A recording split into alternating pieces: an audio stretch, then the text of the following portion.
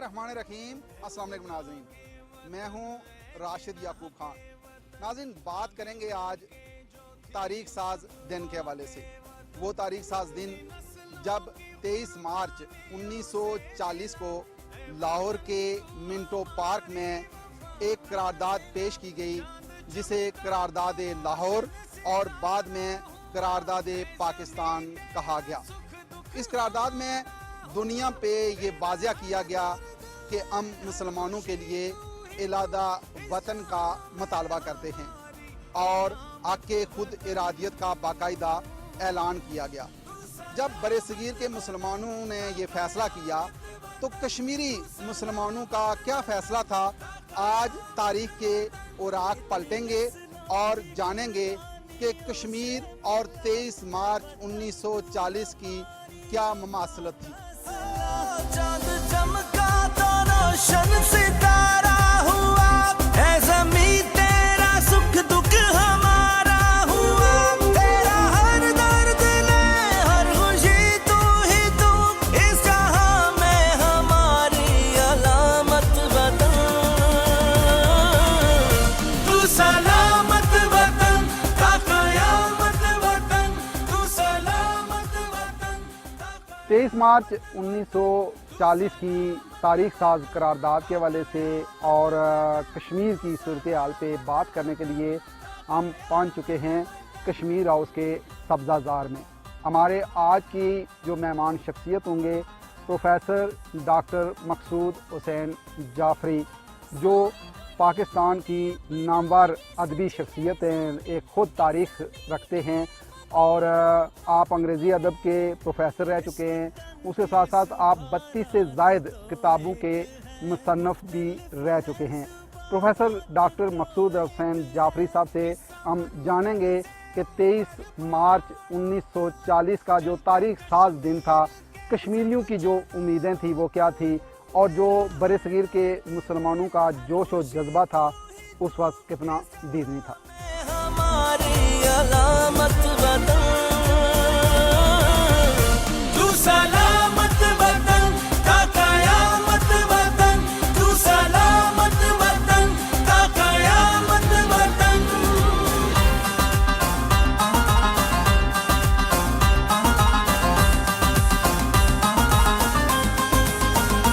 अपने लोगों से मिलके प्रोफेसर साहब, जो करारदाद पाकिस्तान थी 23 मार्च 1940 की, ये जो करारदाद जिस इजलास में पेश की गई, कितने दिन ये इजलास जारी रहा? 23 मार्च 1940 को जो मिंटो पार्क, जिसको अब हमने इकबाल पार्क का नाम दिया है पाकिस्तान बनने के बाद, तो इसमें 22 मार्च से 24 मार्च तक 3 दिन ये कॉन्फ्रेंस रहा, 3 दिन इजलास रहा।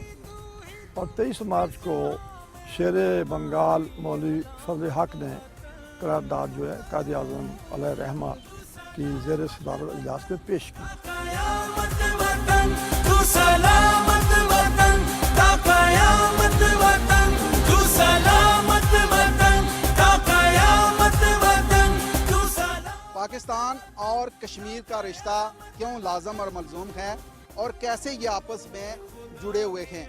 23 मार्च 1940 की करारदाद और मुस्लिम लीग की जो पॉलिसी थी कश्मीर बारे में क्या थी, आइए जानते हैं।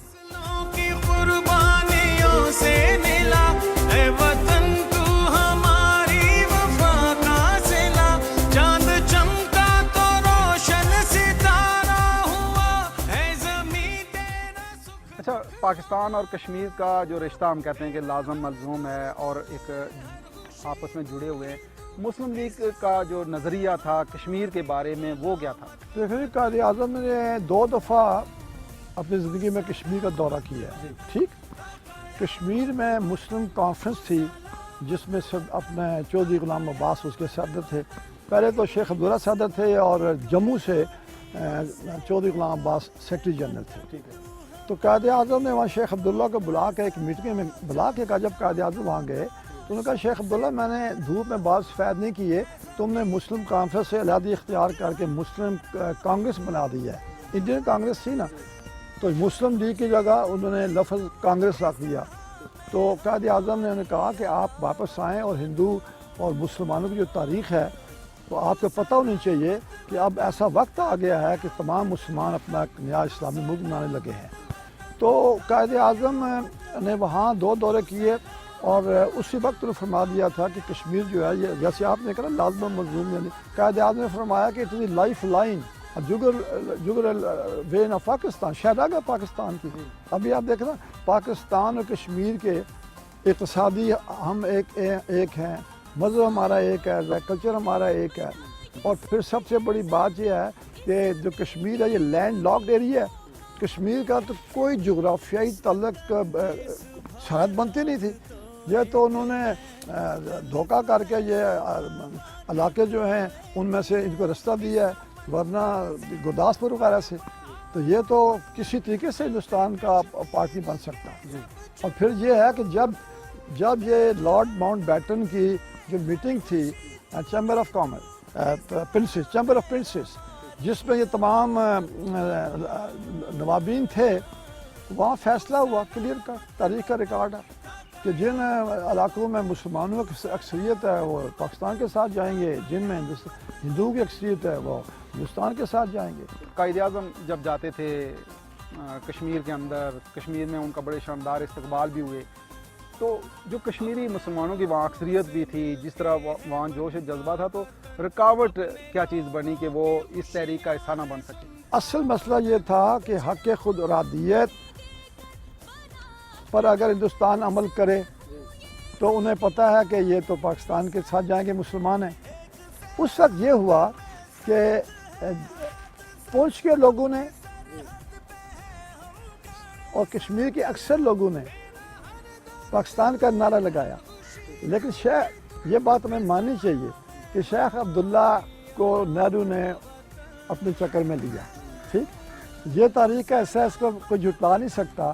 میرے نزدیک یہ بنیادی بیسک فالٹ جو ہوئی ہے وہ شیخ عبداللہ کا یہ کہنا جی کہ ہم انڈیپینڈنٹ کشمیر بنانا چاہتے ہیں. اس نے مہاراجہ کو ذہنی طور پہ تیار کیا کہ اگر میں وزیر اعظم بن جاؤں تو تم مہاراجہ ہی رہو گے، اور اسی طریقے سے نرم الفاظ میں یوفیزم استعمال کرتے نہرو سے بھی کہا فی الحال ہمیں یہ کر لینے دیں، بعد میں ہم ہندوستان سے مل جائیں گے.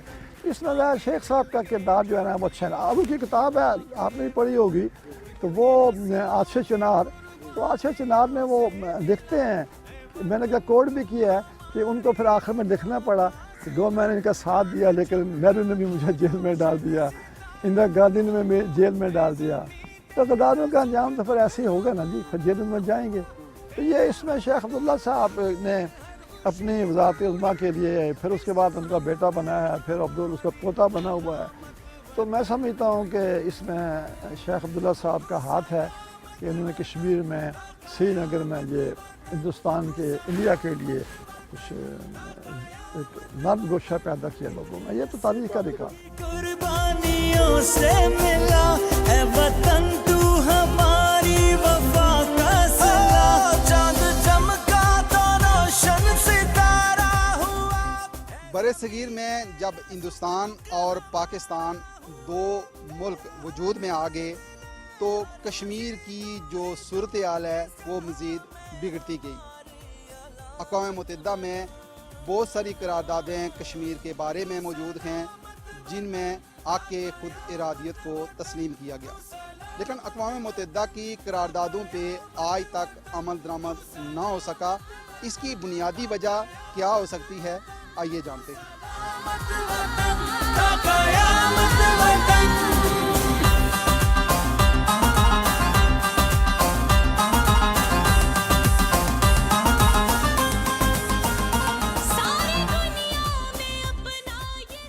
پہلے ہندوستان نے اسٹینڈ اسٹل ایگریمنٹ پاکستان کے ساتھ کیا، پہلا ایگریمنٹ کہ بھائی ہم پاکستان کے ساتھ ہی رہیں گے. وہ جب میں نے عرض کیا نہرو اور یہ انہوں نے شیخ عبداللہ کے وجہ سے، پٹیل کہتا ہے جی کہ میں گیا. اب وہ ایگریمنٹ جو ہے نا اس کی ایک ٹیکنیکل بات ہے کہ مہاراجہ ہری سنگھ جو ہے وہ دارالخلافت سری نگر کو چھوڑ کر بھاگ کر اپنے ہندو ایریا میں جموں میں جا کے بیٹھ گئے. ٹھیک ہے، اگر ان کی صحیح ہوتی، یہ ایک بڑا پوائنٹ ہے، اگر ان کا صحیح ہوتی اور عوام ان کے ساتھ ہوتے تو وہ سری نگر دارالخلافہ چھوڑ کے بھاگ کے ہندو ایریا میں پناہ نہ لیتا ہری سنگھ، اور یہ پٹیل وہاں گیا بقول ان کے، اور وہاں سے اس نے بتایا، آپ دیکھیں یہ ریکارڈ میں ہے، اور اس میں بعد میں اپنے ہری سنگھ کے بیانات ریکارڈ پر ہیں، ہری سنگھ کے بیٹے کے بیانات ریکارڈ پر ہیں کہ وہ جو یہ کہتے ہیں کہ وہ معاہدہ ہوا ہے، اس معاہدے میں بھی لکھا ہے کہ یہ ٹیمپریری ہے، جب حالات ٹھیک ہوں گے میں لاحق نہیں اس نے ہندوستان کے ساتھ کیا، اس میں ٹیمپریری کے الفاظ ہیں، تو وہ ٹیمپریری ہے تو کیسے اس کو کر سکتے ہیں۔ اور پھر میں بتاؤں آپ کو، لیسٹر لیمب نے جو کتاب لکھی ہے لیگیز آف کشمیر، میری ملاقات ہوئی ہے، میں نے اپنی کتاب میں ذکر بھی کیا ہے، ان سے میری ملاقات ہوئی ہے، تو انہوں نے کہا میں ہندوستان گیا تھا تو میں نے گورنمنٹ سے سب سے کہا وہ تو معاہدہ کسی ریکارڈ میں نہیں ہے، کسی آرکائیو میں نہیں ہے، حکومت کے پاس نہیں ہے، اس نے کہا وہ معاہدہ دکھا دیں، پتہ نہیں وہ معاہدہ ہوا نہیں ہوا، زبانی ہوا، پھاڑ دیا کیا ہے، وہ معاہدہ ریکارڈ میں نہیں ہے۔ آج بھی میں کہتا ہوں ٹیلی ویژن پر کہ ہندوستان وہ معاہدہ جو ہے اس کو دنیا کے سامنے پیش کرے، نہیں پیش کرتا، کوئی نہیں معاہدہ، بالکل سب جھوٹی باتیں ہیں۔ اے خدا کے وطن، اے جناح کے وطن، مانگی مل کے جو تھی اس دعا کے وطن۔ 23 مارچ 1940 کی قرارداد کے بعد برصغیر کے مسلمانوں میں جوش اور ولولہ پیدا ہوا، اور اتنا جوش پیدا ہوا کہ 14 اگست 1947 کو برصغیر کے مسلمانوں نے اپنا علادہ وطن پاکستان حاصل کر لیا، لیکن کشمیری مسلمانوں کو حق خود ارادیت نہ ملا۔ اس کے پیچھے کیا کہانی تھی، آئیے جانتے ہیں۔ سلامت وطن تا قیامت وطن، تو سلامت وطن تا قیامت وطن، کتنی نسلوں کی قربانیوں سے ملا ہے وطن۔ برصغیر میں جب دو علادہ ملک وجود میں آ گئے، پاکستان اور ہندوستان، تو پھر کشمیر کی جو شکل ہے وہ تبدیل ہو گئی، اور جب تبدیل ہو گئی، اقوام متحدہ کے اندر متعدد قراردادیں پڑی ہوئی ہیں، اقوام متحدہ نے وعدہ کیا ہے کشمیریوں کے ساتھ کہ ان کو ان کا جو حق ہے، حق خود ارادیت، وہ ملے گا، پھر مل نہیں سکا۔ اقوام متحدہ کی قراردادوں کے مطابق کشمیر کا مسئلہ بائی لیٹرل بھی ہے اور انٹرنیشنل بھی ہے۔ بائی لیٹرل اس لیے ہے کہ یہ بات بڑی اہم ہے، جو میں چاہتا ہوں کہ ہمارے وزارت خارجہ، ابھی وزارت خارجہ میں سہیل محمود تھے سیکٹری، وہ میرے شاگرد ہیں، ان کو میں نے کتاب بھی بھیجی، ان سے بات بھی کی، اپنے طور پہ تو بات ہمارے سے کرتے ہیں جہاں تک میری ذاتی ہوتا ہے، کہ کشمیر کا ایشو جو ہے وہ چیپٹر نمبر 6 اقوام متحدہ کے چیپٹر نمبر 6 کے مطابق ہے، جس میں پہلی بات یہ ہے کہ یہ بائی لیٹرل ایشو ہے، دونوں ملک آپس میں بیٹھ کے طے کریں۔ نمبر 2، اگر دونوں ملک طے نہیں کر سکتے تو آربیٹریشن کے لیے کوئی آربیٹریٹر، میڈیٹر اپنا دونوں مل کے بنا لیں، ٹھیک۔ اس کے باوجود اگر نہیں حل ہوتا، تیسرا، اگر دونوں ملکوں میں جنگ لگ جاتی ہے، امن خطرے میں پڑ جاتا ہے، تو پھر جو ملک ایگریسر ہوگا، جو اقوام متحدہ کی قراردادوں پر عمل نہیں کرے گا، اس پہ چیپٹر نمبر 7 لگے گا، اور چیپٹر نمبر 7 یہ ہے کہ جو ایگریسر ملک ہے اس پر پہلے اکنامک سینکشن لگیں گی، دوسرے لمحے پر بائیکاٹ، ڈپلومیٹک سیورنس کا لفظ ہے کہ تمام ممالک اس کا بائیکاٹ کر دیں گے، تیسرا اس کا چیپٹر یہ ہے کہ اس پہ پھر اقوام متحدہ کی فورسز، جس کو نیٹو فورسز کہہ رہے ہیں، یا اقوام متحدہ کی فورسز اس پہ اٹیک کریں گی۔ ہمیں چاہیے نا، مسلمان ملکوں کو ہمیں چاہیے کہ چیپٹر 7 پہ وہ دعویٰ کرے اقوام متحدہ میں، کیوں نہیں کرتے، کریں نا۔ لیکن آپ کیا سمجھتے ہیں کہ یہ شروع دن سے ہی، اگر ہم پیچھے چلے جائیں، واپس 1940 میں جائیں، تو وہاں سے لے کے آج تک یہ ہندو انگریز گٹھ جوڑ کا ہی نتیجہ نہیں ہے کہ جو کشمیریوں کو سزا ملے؟ دیکھیں، اس وقت کوئی شک نہیں ہے، یہ لارڈ ماؤنٹ بیٹن نے تو کھل کر ساتھ دیا ہے نہرو کا، ہندوستان کا۔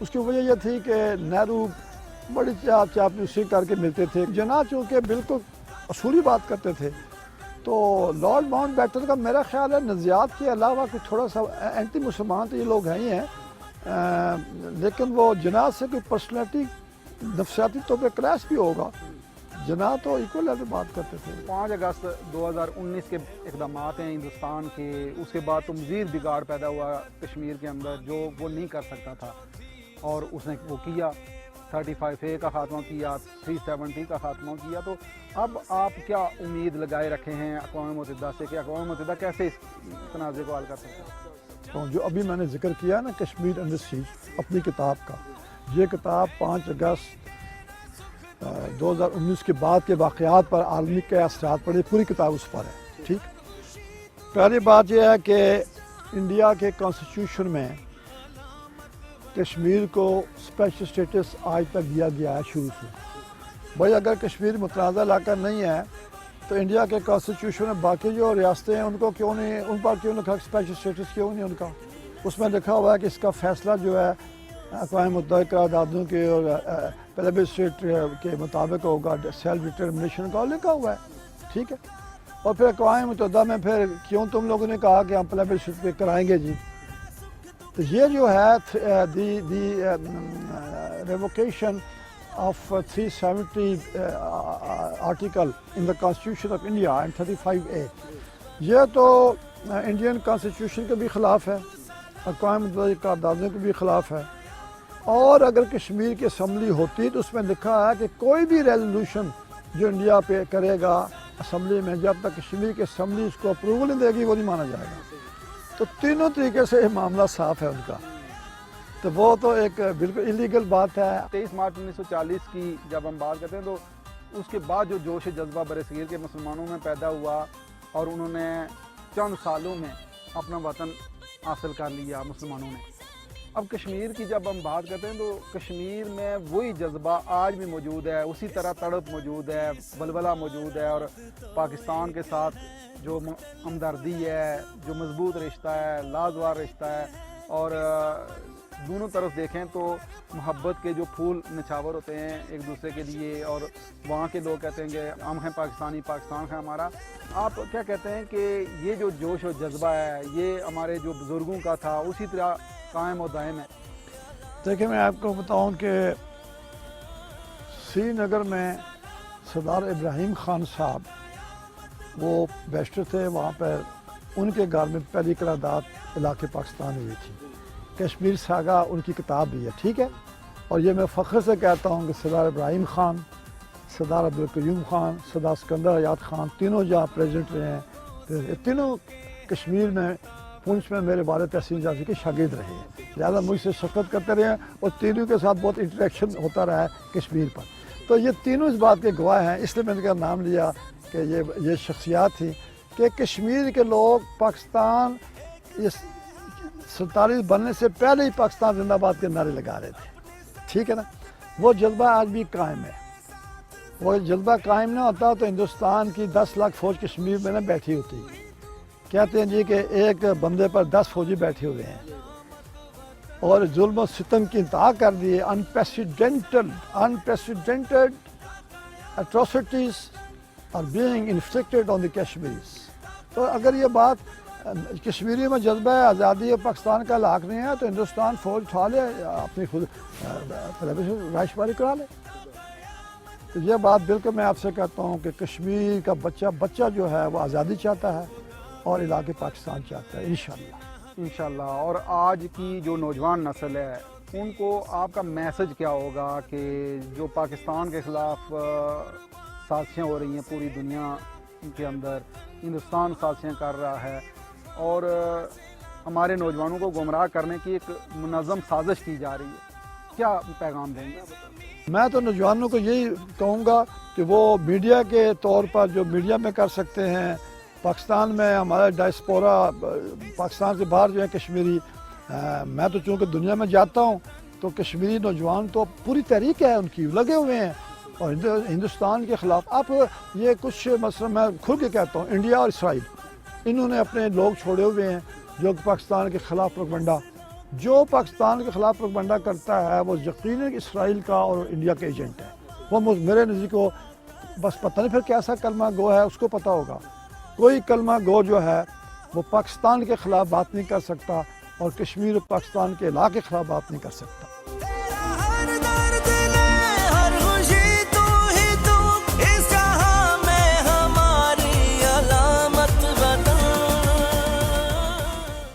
मार्च 1940 के हवाले से ये वो तारीखी हक़ाइक़ थे और इन तारीखी हक़ाइक़ से पता चलता है कि जब ये करारदाद पेश हुई तो उस वक्त बरसगीर के मुसलमान मुत्तहिद हुए, उनके अंदर जोश और बलबला पैदा हुआ और सबसे ज़्यादा अगर इस तहरीक में रोल था तो वो बरसगीर के नौजवानों का था।